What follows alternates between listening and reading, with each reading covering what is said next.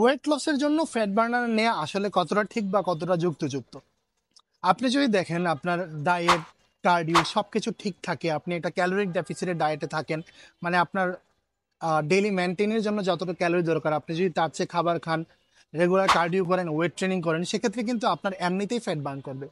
আমরা যদি একটা ফ্যাট বার্নারের নিউট্রিশন ফ্যাক্ট দেখি, মানে একটা ফ্যাট বার্নারে কি থাকে, একটা ফ্যাট বার্নারে ম্যাক্সিমাম মানে সবচেয়ে মোস্ট উপাদানই থাকে কিন্তু ক্যাফিন। ম্যাক্সিমাম ফ্যাট বার্নারগুলি ক্যাফিন বেস থাকে, প্রচুর পরিমাণে ক্যাফিন থাকে।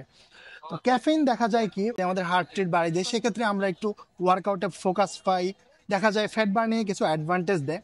সেটা কিন্তু আপনি এক কাপ ব্ল্যাক কফি থেকেই পেয়ে যাই।